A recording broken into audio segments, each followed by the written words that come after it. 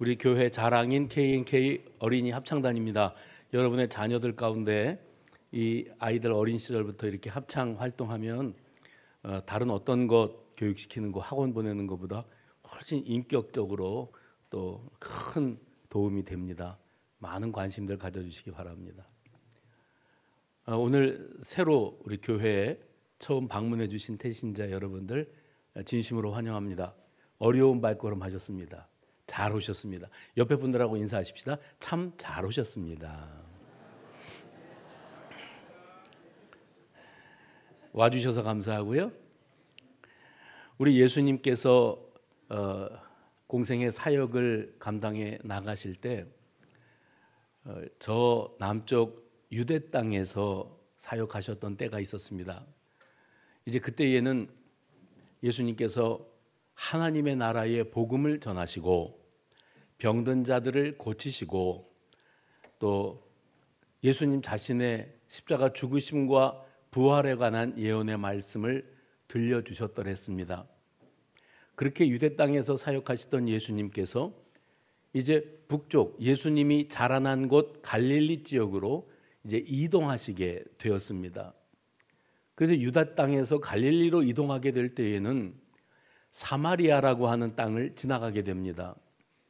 요한복음 4장에 등장하는 이 장면을 가만히 우리가 묵상하면서 예수님이 이 사마리아 땅을 굳이 통과하셨을까? 이때 당시 유대 사람들은 다 그렇게 생각합니다. 왜냐하면 이 사마리아 땅에 살고 있는 사람들은 유대인이기는 한데 혼혈 유대인들입니다. 그러니까 정통 유대인들은 엄마 아버지가 다 유대인의 피를 이어받은 사람들이고 그 후손으로 태어난 사람들이고 이 사마리아 땅에 거주하고 있는 유대인들은 엄마든지 아버지든지 한쪽이 이방인이에요. 이방인과 결혼을 해서 자식을 낳았기 때문에 이 자녀들은 혼혈이 되었지요. 그러니 정통 유대인들은 이 혼혈 유대인인 사마리아 땅 사람들을 사람 취급을 하지 않습니다. 너희는 우리와 다르다. 너희와 우리가 어떻게 같을 수가 있겠느냐 하면서 그들을 외면했어요. 어느 정도였는가 하면 남쪽 유대 땅에서 갈릴리 지방으로 올라가려고 하면 여러 경로가 있었는데 최단거리가 사마리아 땅을 통과하는 겁니다. 그런데 유대인들은 보통 그 최단거리인 사마리아 땅으로 통과하는 것을 거부하고 돌아가더라도 다른 땅을 통해서 자기들의 목적지를 찾아갑니다. 왜냐하면 사마리아 땅은 이 자기들이 더럽다고 여기는 혼혈 유대인들이 사는 땅이니까 이렇게 여길 정도였었습니다. 그런데 우리 예수님께서 이 갈릴리로 가시는 길을 사마리아 통과하는 코스, 최단거리 코스를 잡으시는 거죠. 그때 아마 예수님을 따르는 모든 이들이 의아해했을 겁니다. 왜 굳이 사마리아 땅을 통과하시려고 하실까? 길이 많은데. 그런데 예수님이 그 땅을 찾아가시는 이유는 그냥 갈릴리로 가는 최단거리이기 때문도 아니었고 그 사마리아 땅에 있는 누군가, 오늘 여기에 계시는 누군가입니다. 사마리아 땅에 있는 누군가를 만나시려고 만나 주시기 위해서 그 땅으로 발걸음을 옮기시지요. 사마리아 땅에는 이 수가라고 하는 마을이 하나 있었습니다. 근데 그 수가라고 하는 마을에 당도하셨을 때가 한 대낮이었는데 예수님이 우물가에 앉으셔서 피곤하고 지친 몸을 쉬고 계실 때 한 여인이 물동이를 머리에 이고 물을 길러 나옵니다. 성경에는 그때 시간이 6시였다 그러는데 이 유대인들의 시간 기준으로 6시는 우리 시간 기준으로는 낮 12시입니다. 해가 뜰 때부터 시간 계산을 하기 때문에 그래요. 낮 12시면 이 지역에서 땡볕이고 태양이 장렬하는 그런 뜨거운 시간입니다. 아무도 그 시간에는 물길러 우물가로 나오지 않습니다. 그런데 이 여인은 사연이 있는 여인, 그 사마리아 사람들 가운데서도 또 외면당하고 차별당하고 따돌림당하는 그런 딱한 여인이었어요. 그 여인이 혼자 있을 줄 알고 혼자 조용히 물 기르러 가려고 사람들 없는 시간에 그곳에 물 길러 왔는데 거기 한 남자가 앉아 있는 거예요. 예수님을 아래 위로 훑어보니 이 사람은 유대인 남자, 그것도 이 사마리아 사람이 아니라 정통 유대인. 근데 예수님이 먼저 말을 건네시죠. 내게 물을 좀 달라. 그때 이 여인이 이렇게 말합니다. 유대인 남자인 당신이 사마리아 여자인 나에게 왜 물을 달라고 하십니까? 이 말 속에는 그동안 이 여인이 안고 있던 감정, 쌓이고 쌓인 감정, 사마리아 사람들이면 누구나 유대인들을 향하여 가지고 있는 그런 억한 심정이 고스란히 담겨 있는 것을 봅니다. 큰 틀에서 봤을 때는 유대인이나 사마리아인이나 다 유대인 혈통을 타고난 게 맞습니다. 그럼에도 불구하고 이 정통 유대인들은 사마리아 사람들을 유대인으로 인정하지 않고 상종조차 하지 않으려고 들었습니다. 그랬으니 사마리아 땅 이 길을 놔두고도 사람들이 다 돌아서 다녔겠지요. 근데 문제는 유대인들이 사마리아 사람들을 외면하고 무시하고 사는 것만이 문제가 아니고 사마리아 사람들 자신도 정통 유대인들이 자기들을 유대인으로 인정하지 않는다는 것 때문에 자존심도 상하고 매우 불쾌했습니다.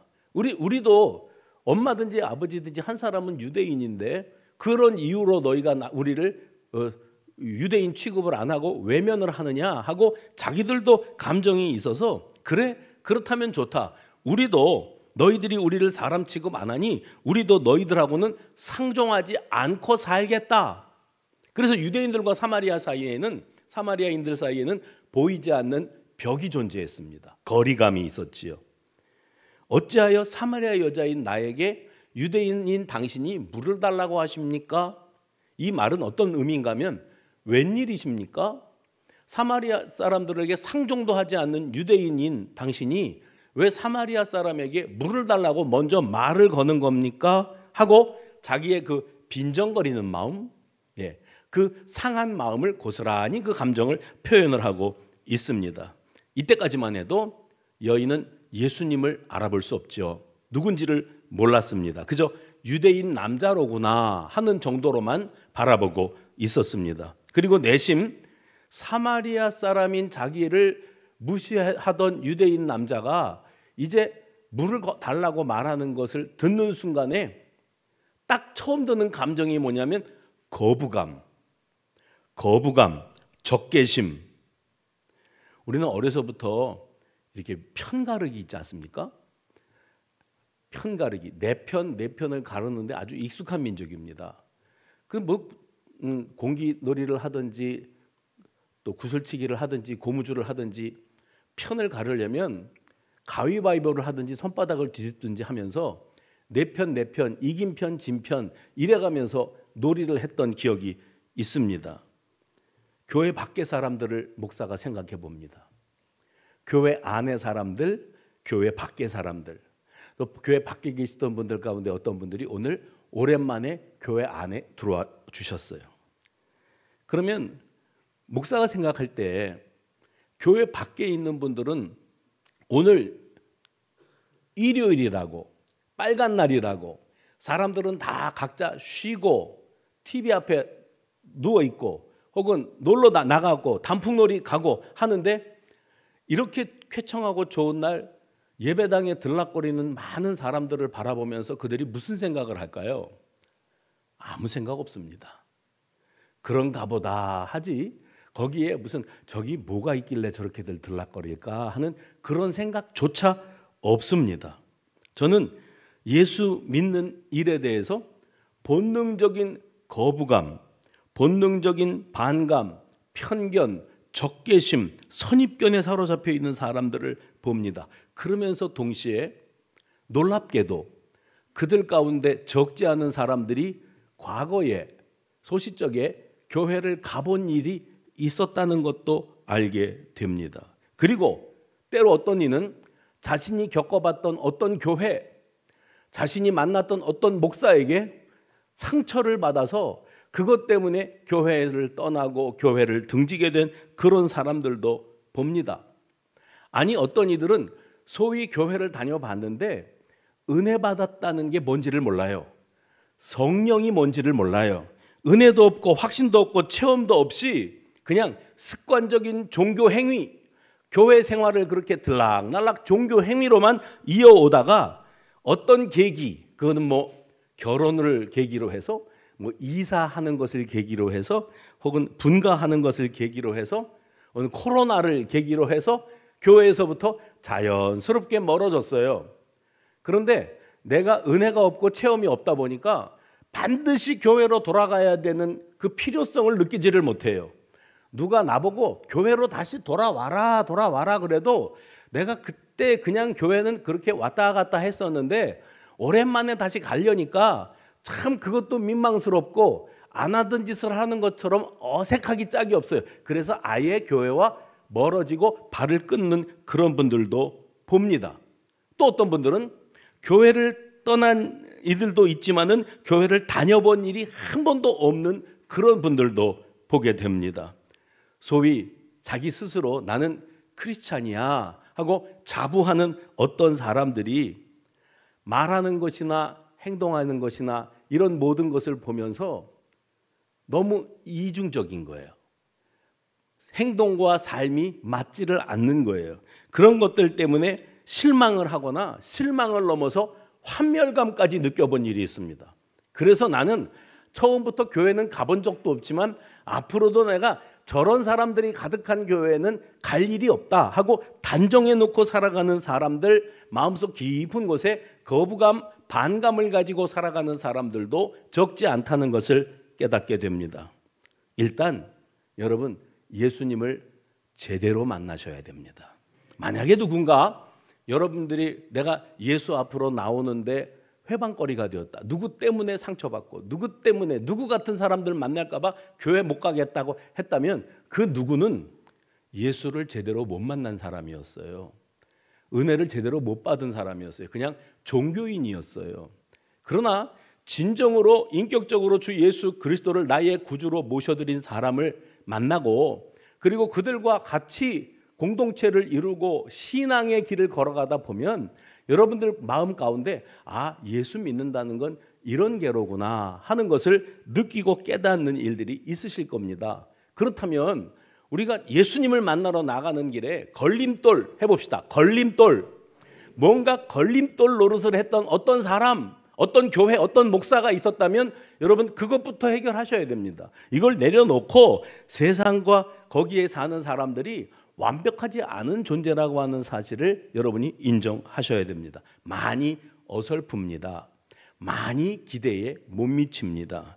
그러나 적어도 그리스도인들이라면 내가 섬기는 하나님이 두려워서라도 정말 저렇게 말하고 저렇게 행동해서는 안 될 터인데 하는데 그런 기대치에 부응해 주지 못하는 사람들을 볼 때마다 아니 오히려 더 우리보다 더 세속적이고 더 이기적이고 간교하고 자기 이속만 챙기는 그런 그리스도인들을 보시게 된다면 사람들은 아마 더 큰 상처와 실망감을 갖고 예수께로 나가는 길에 큰 담을 쌓고 말겠지요.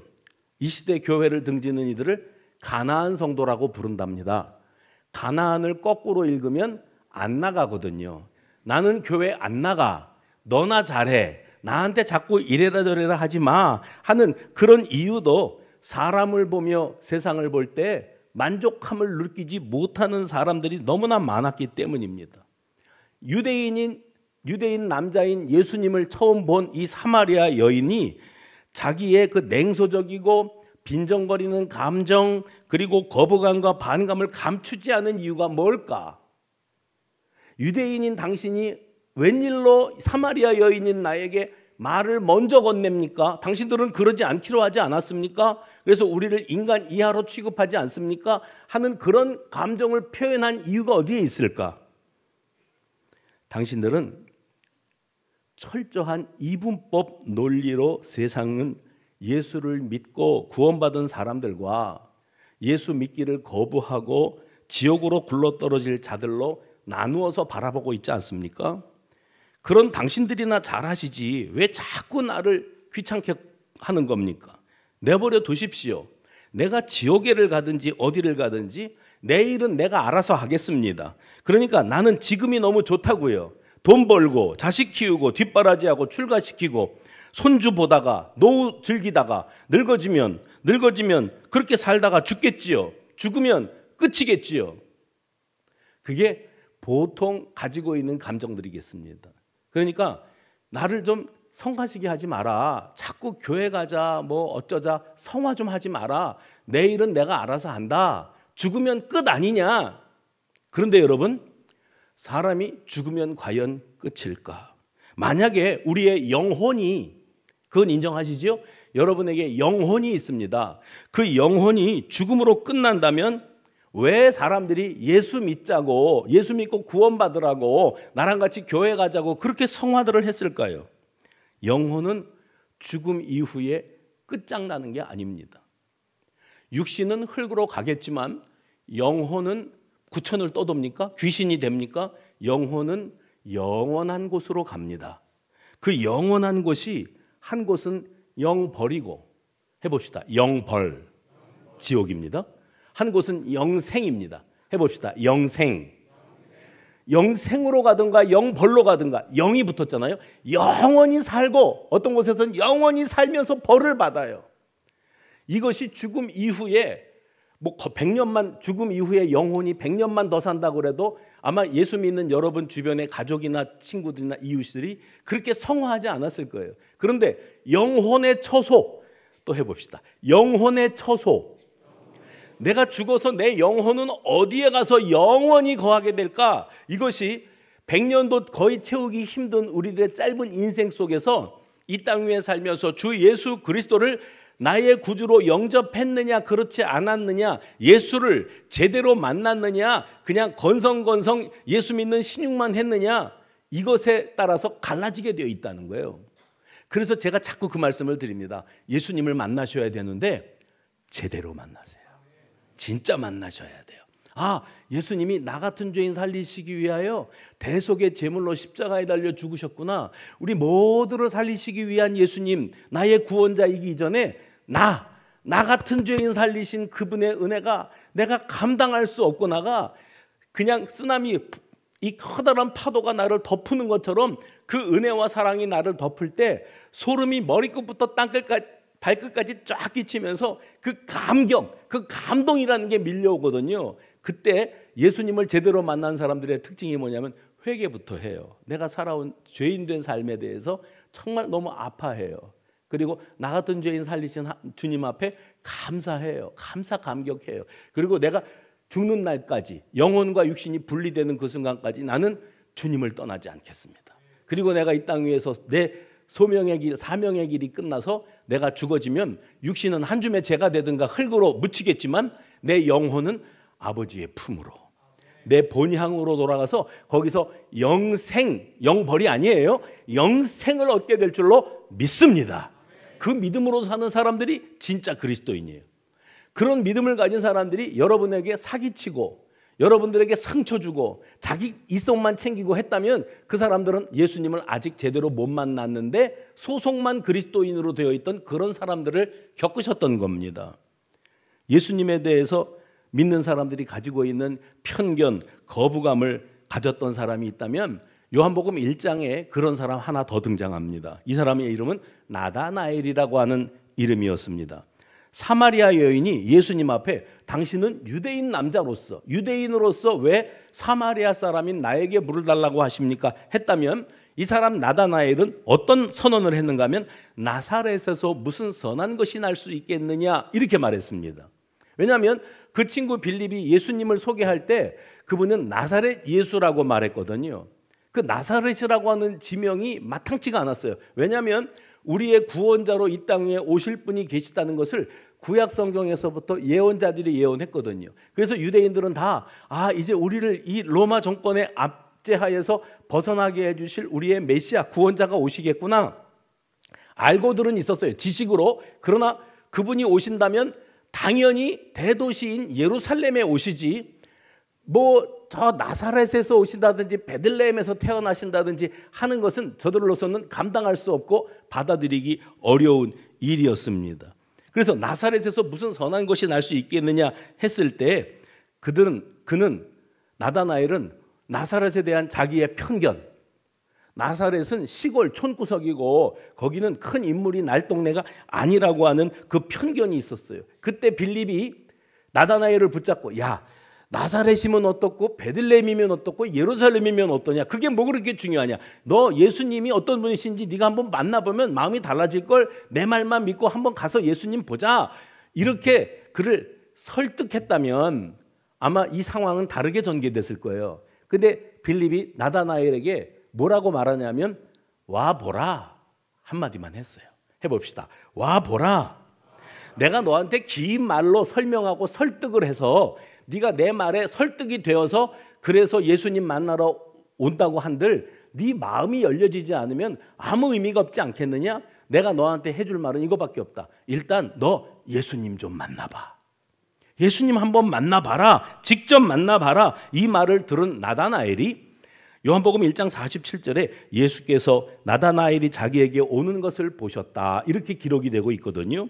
이런 묘사를 통해서 나다나엘은 분명히 친구 빌립이 나사렛에서 무슨 선한 것이 날 수 있겠느냐 하고, 아니 내가 시간도 없고 바쁘고 나중에 천천히 때가 되면 이래가면서 미루고 있을 때 와 보라 한마디로 빌립이 나다나엘을 데리고 예수님께로 나오고 있습니다. 거기서 예수님의 어떤 말씀이 있었어요. 근데 그때 예수님의 어떤 말씀을 나다나엘이 들었는지는 기록이 안 되니까 우리가 알 길이 없죠. 그러나 나다나엘이 그 말씀을 듣고 한 반응을 보면 놀랍습니다. 뭐라고 말했냐면 49절에 당신은 하나님의 아들이시요 당신은 이스라엘의 임금이로소이다. 여러분, 앞에서 우리가 생각했던 이 사마리아 여인은 예수님과의 만남과 대화를 통해서 깊은 감동을 받습니다. 그리고 그때 그 사마리아 여인이 요한복음 4장 28절에서 여자가 물동이를 버려두고 예수님 만나고요, 동네로 들어가서 사람들에게 이르되 내가 행한 모든 일을 내게 말한 사람을 와서 보라, 이는 그리스도가 아니냐, 이렇게 말했습니다. 그러니까 자기가 그동안 가지고 있던 편견과 거부심과 적대감을 다 내려놓고 이젠 그동안에 자기가 피해 다녔던 사람들, 누구예요? 자기 동네 사람들, 사마리아 사람들입니다. 그러니까 이 여인은 유대인들에게 사마리아 사람들이 이렇게 차별 대우를 당했듯이 사마리아인 사람들 속에서도 이 여인은 더러운 여인, 과거가 있는 여인, 복잡한 인생을 살아온 여인으로 차별을 받고 있었어요. 그래서 이 여인조차도 마음의 문을 닫아버리고 내가 사람들 만나기 싫어, 그들 꼴 보기 싫어서 그 사람들이 물들어 나오지 않을 시간 한낮 땡볕에 12시에 내가 물길로 나가, 그러면 아무도 거기 없어, 이런 식으로 살아왔던 여인인데 예수님 만난 다음에 자기가 동네 사람들을 먼저 찾아갑니다. 그 사람들이 어떤 사람들이에요? 자기 인생을 바라보면서 편견에 사로잡혀 인간 이하로 취급했던 사람들, 자기도 그런 그들에게 나타나기 싫고 그들과 상종하기 싫어서 피해 다녔던 사람인데 예수님을 만난 다음에 동네 사람들에게 달려가서 이렇게 외쳤습니다. 요한복음 4장 30절, 그들이 동네에서 나와 내가 만난 예수님을 만나보라고 얘기를 했어요. 그때 그들이 동네에서 나와 예수께로 오더라. 나다나엘이 예수님께로 나와왔듯이 수가성 사람들도 이 여인이 와서 이분 좀 한번 만나봐라 하니, 이 여인이 이럴 여인이 아닌데 뭔가 일이 있구나, 누군가 나타났구나 해서 그 사람이 누군지를 만나보기 위해서 그 우물가로 사람들이 모여들었습니다. 그리고 거기서 또 놀라운 일이 일어납니다. 요한복음 4장 39절, 여자의 말이 내가 행한 모든 것을 그가 내게 말하였다 증언하므로 동네 중에 많은 사마리아인이 예수를 믿은지라. 자기 인생이 어떤 인생인지를 예수님이 꿰뚫어 보고 계셨다는 사실 때문에 이 여인은 깜짝 놀랐고 자기 간증을 하는 거예요, 동네 사람들에게. 여러분이 나를 알지 않습니까? 근데 예수님, 이분이 나에 대해서 뭘 알 수 있겠습니까? 그런데 이분이 하는 말을 들어보니 내 인생을 너무 정확하게 짚고 계십니다. 너무너무 잘 알고 계십니다. 그러니 와서 한번 만나보십시오 하는 간증을 듣고 한 걸음 더 나가서 41절에 수가성에 이틀을 더 머무시면서 예수님의 말씀을 듣기를 원해요. 사람들이 예수님 만나러 달려가고 예수님의 말씀을 듣고 예수님 말씀을 듣는 가운데 예수님 그냥 이러실 게 아니라 우리 이 마을에 이틀만 더 머무시면서 하나님 나라의 비밀을 우리에게 들려주시기를 바랍니다 해서 예수님의 말씀을 이틀을 더 들은 거예요. 그저 우연히 만난 것 같은데 그 예수님을 간절히 붙잡았습니다. 그리고 그 사람들이 예수님의 말씀을 듣고 41절에 보면 예수의 말씀으로 말미암아 믿는 자가 더욱 많았다. 그리고 그들이 사마리아 여인에게 이렇게 말합니다. 42절, 이제 한번 42절 같이 읽어주시겠습니까? 시작.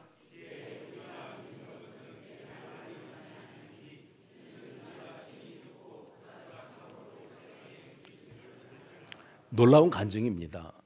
사람들이 한 여인의 소리치는 소리를 듣고 뭔데 누군데 그리고 예수님에게로 가서 예수님 말씀을 듣고 감동받았어요. 그리고 그 예수님을 붙잡았습니다. 우리에게 말씀해 주십시오. 이틀 동안 예수님의 말씀을 듣고 예수를 자신의 구주로 영접한 사람들이 더 많아졌더라. 이렇게 성경은 말씀하고 있습니다.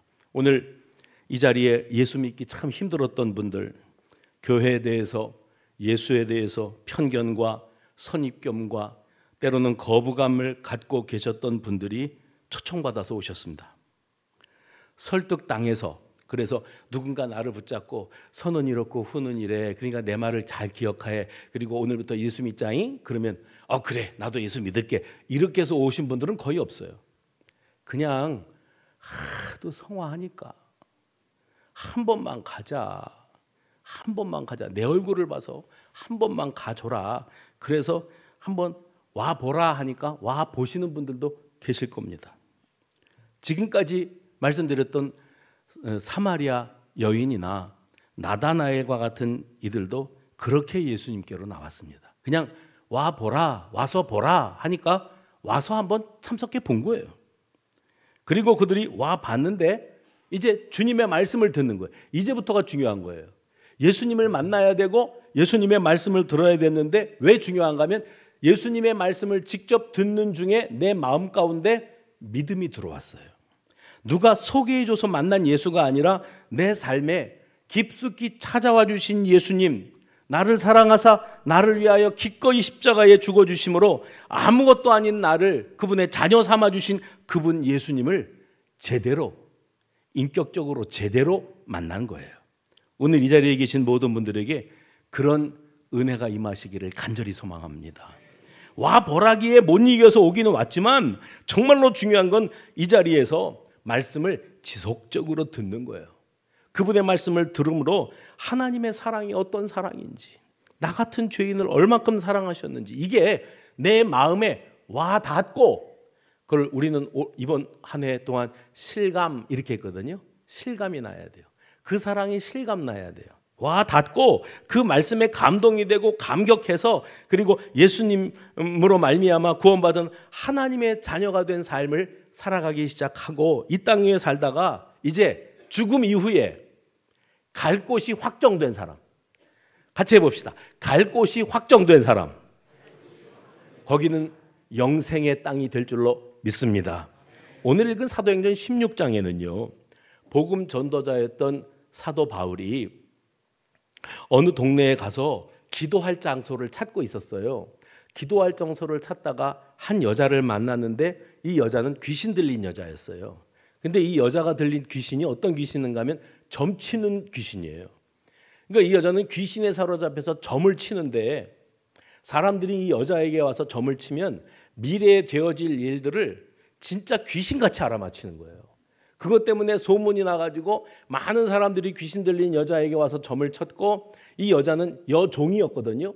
이 여종이 귀신 들려서 점을 쳐서 돈 벌어오는 것마다 주인이 다 챙겨가는 거예요. 그러니까 짭짤한 수입이 되는 겁니다. 그런데 이 불쌍한 여자를 만난 사도 바울이 외쳤어요. 예수 그리스도의 이름으로 내가 네게 명하노니 그에게서 나오라 하고 예수님이 명령했더니 귀신이 쫓겨났어요.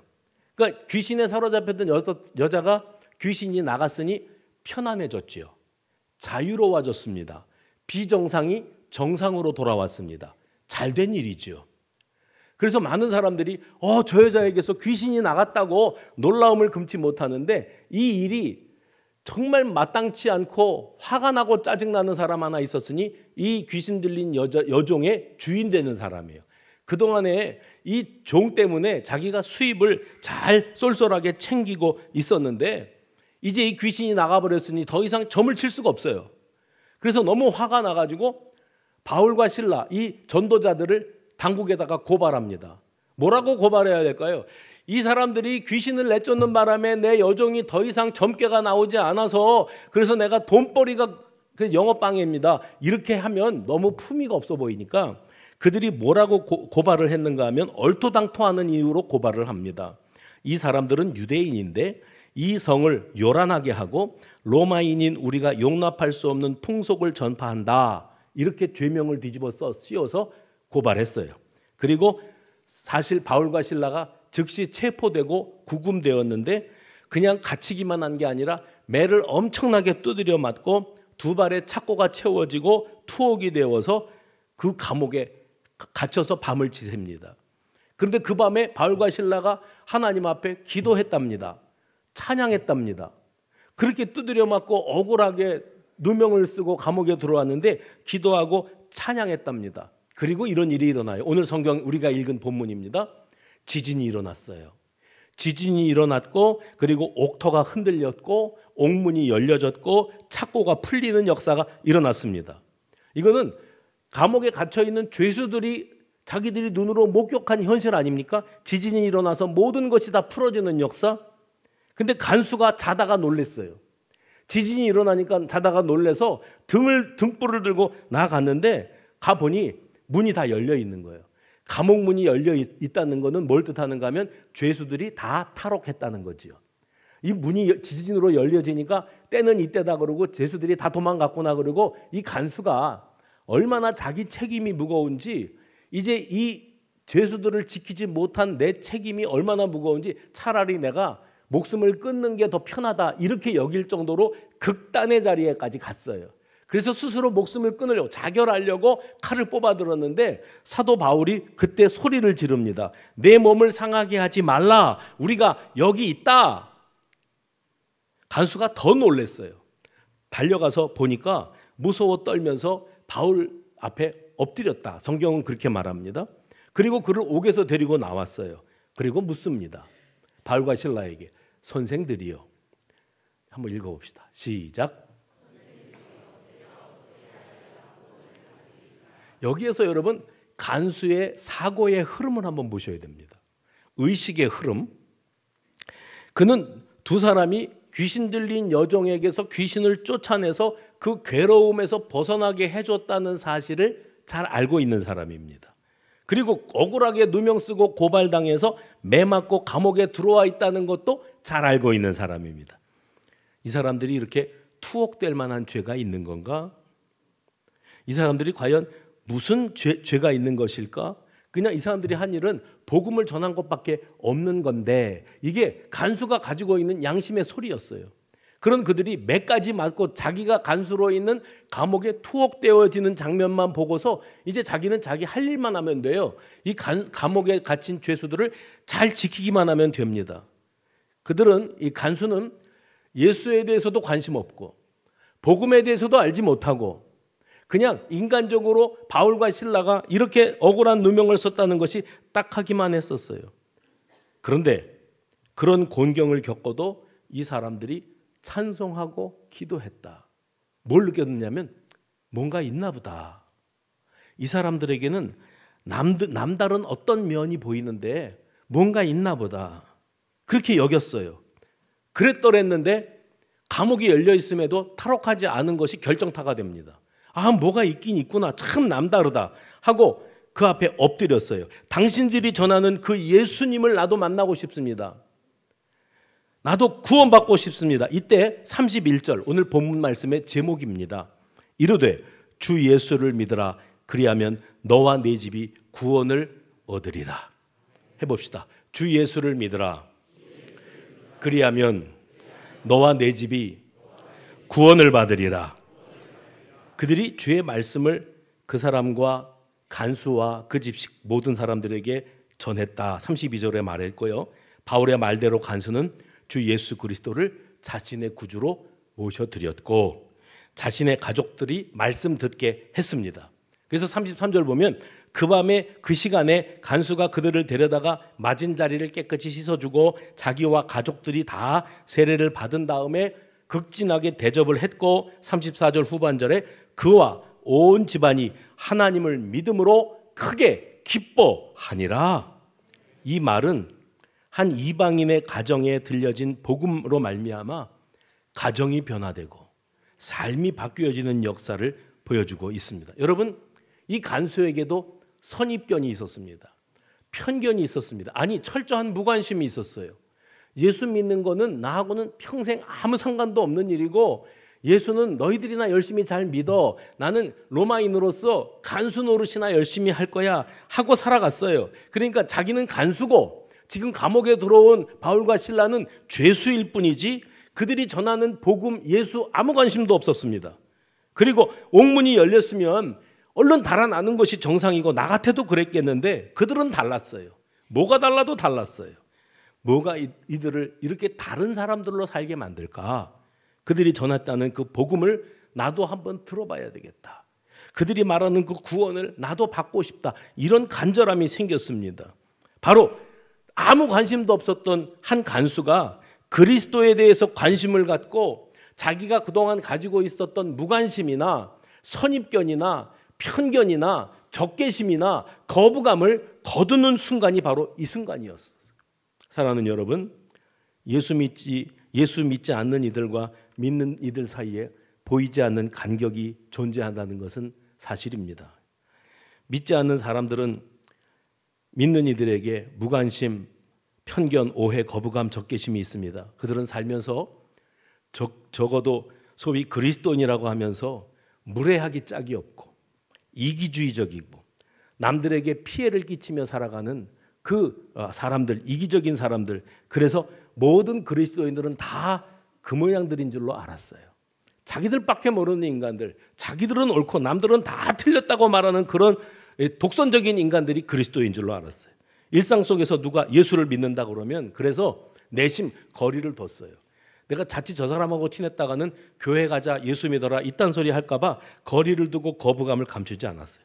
게다가 자신이 아닌 그리스도인들은 얼마나 다른 사람들의 입장을 무시하고 자기중심적으로만 말하고 사는지 자기 우월감에 빠져서 우리 같은 믿지 않는 사람들은 다 정죄하고 지옥으로 굴러떨어질 사람들로만 여기고 살아갔어요. 이 선입견이 예수님을 만나고 예수님 십자가를 제대로 만나야 되는 이 일을 가로막고 있었습니다.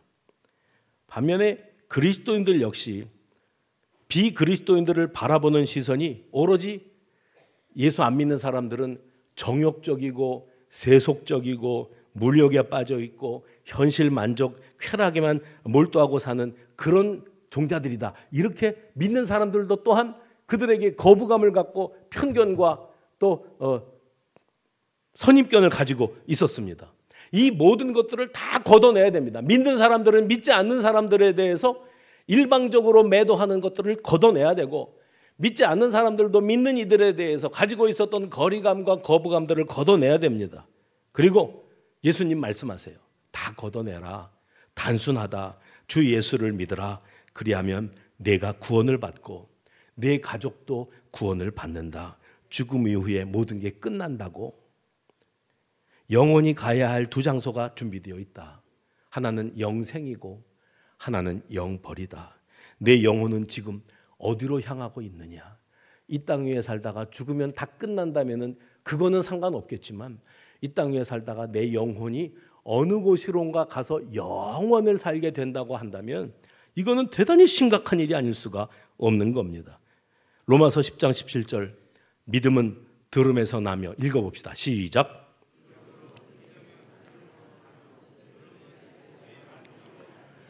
예수님을 믿고 싶다. 정말 그분이 계시면 나도 믿고 싶다 한다면 여러분 들으셔야 됩니다.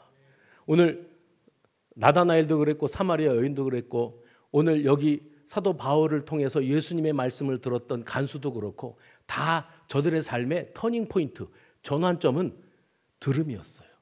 말씀을 듣는 자리에 여러분이 꾸준히 나올 때 그 말씀을 들으면서 아, 하나님은 살아계시구나. 하나님이 나를 이처럼 사랑하신 게로구나. 이것이 실감, 내 마음에 와 닿아야 예수님을 제대로 만나지, 누가 설득해서 성화해서 한 번만 가면, 우리 교회 가면은 밥이 맛있어. 분명히 오늘 그 소리 듣고 오신 분들 계실 거예요. 올라가 보세요. 진짜 맛있어요.